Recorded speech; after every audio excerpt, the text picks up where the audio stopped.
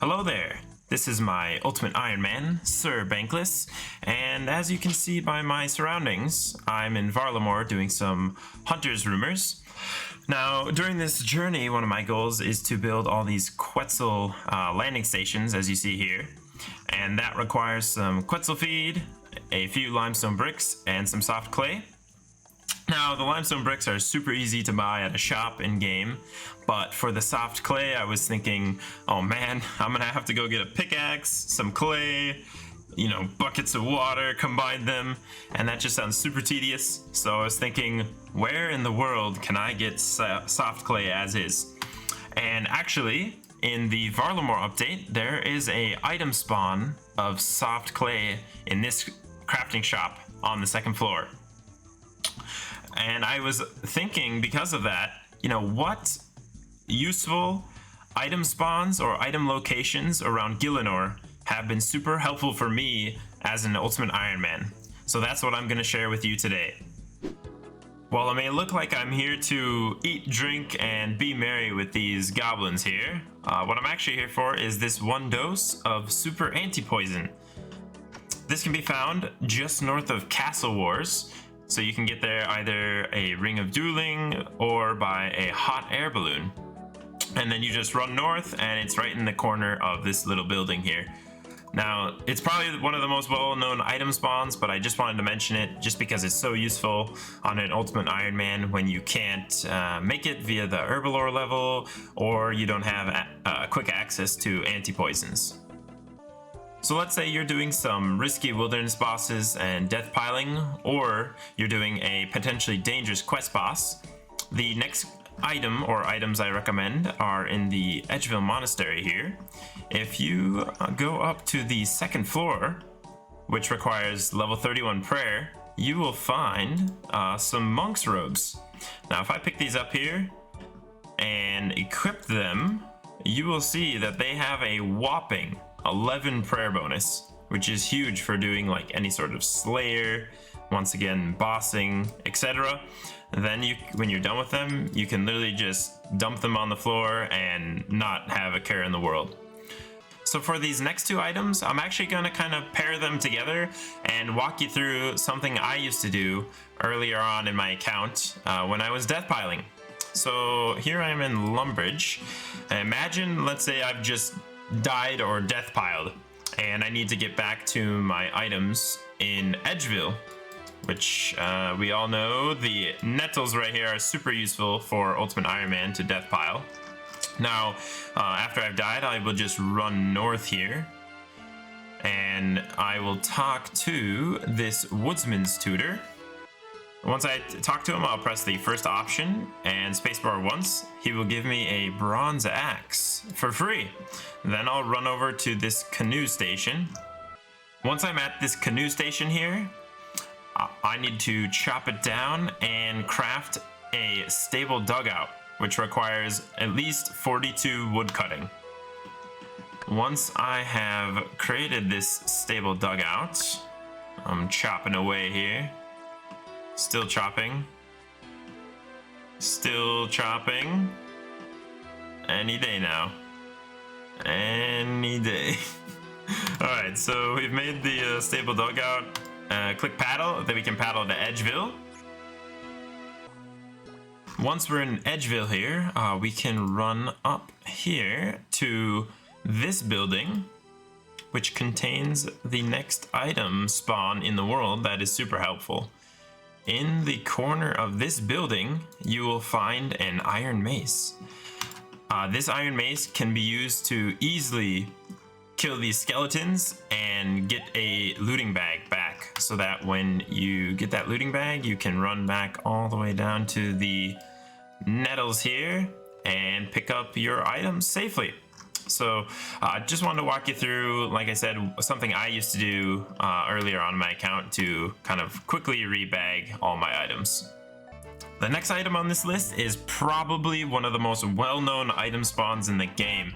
It's helpful even on main accounts that don't want to run to the GE, but we are here in the West Varrock Bank, as you can see here. If I run downstairs here, You probably already know what I'm going to be talking about, which item.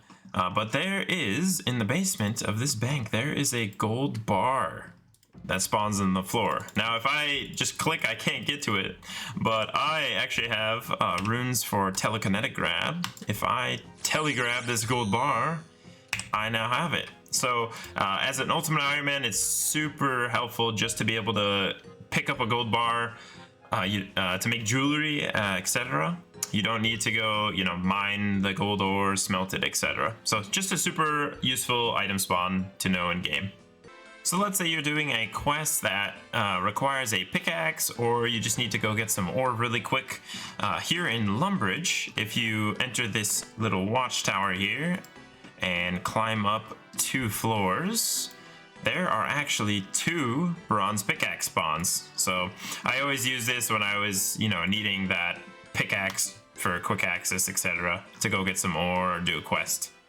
Alright, so imagine I just ran all the way here to Barrows when I just am starting my Barrows grind and I realized, crap, I did not bring a spade, so I can't even access Barrows. In this little hut here, actually, if I run on over, you will find not 1, but 2 spades. So fret not if you forget a spade for Barrows. You can just come in this little hut and pick one up to use. Really quick here, guys, I just wanted to take a quick detour from the video content to let you know I appreciate you watching this Ultimate Iron Man content, and if you're really enjoying it or find it helpful, please do leave a like, subscribe, and comment below, as it will help me grow and share this awesome game mode with more people. Alright, back to the video. I'm here next to a friendly spirit tree, right here in the battlefield of Khazard, just south of Ardoin. And this next item spawn is super helpful. Right next to this spirit tree is a purple dye.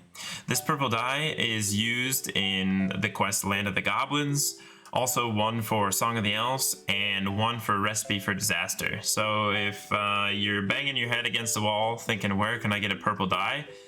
Fear not, there is one that spawns right next to the spirit tree.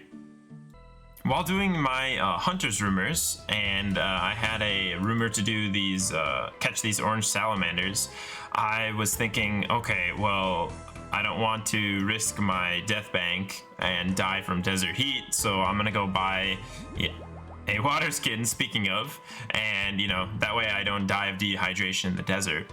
So I was going to Al Kharid and buying a waterskin there from Shanty, and I was looking around here and I actually discovered that there are full waterskins that spawn right next to where you're catching orange salamanders. There's actually a number of them. There's one to the north here, there's one on the table, and there's one south. So if you're doing orange salamanders with a death bank, fear not, because you can just pick up a bunch of water skins around this small area and safely do some hunter training. So yeah. Oh, and I forgot to mention that the quickest way to get to this hunting area and these water skins is via this fairy ring at AKP. You might call me silly for adding this next item on the list, but I found it super helpful, so I'm going to share it with you.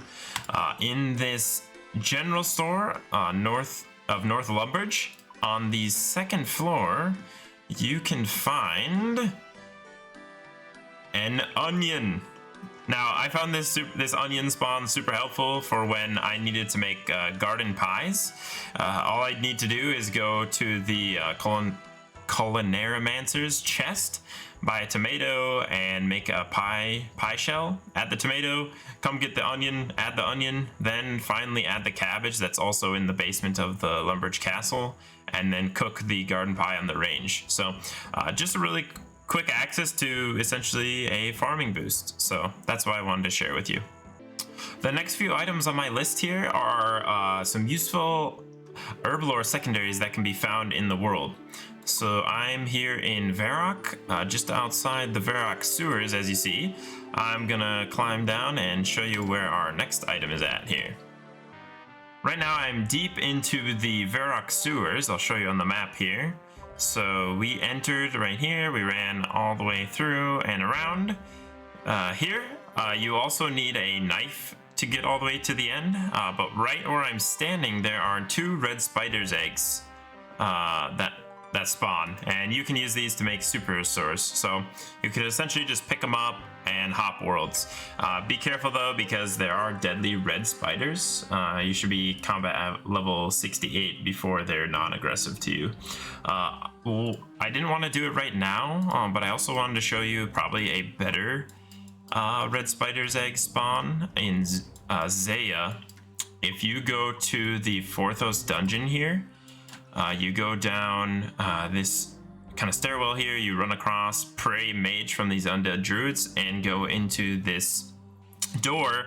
There are just loads of deadly red spiders in a multi-combat area that will be aggressive, and there's maybe like 10 different item spawns of red spider's eggs. I just didn't want to show you that for the video just because I am deathbanked currently, but those are a couple different safe and dangerous areas you can get red spider's eggs.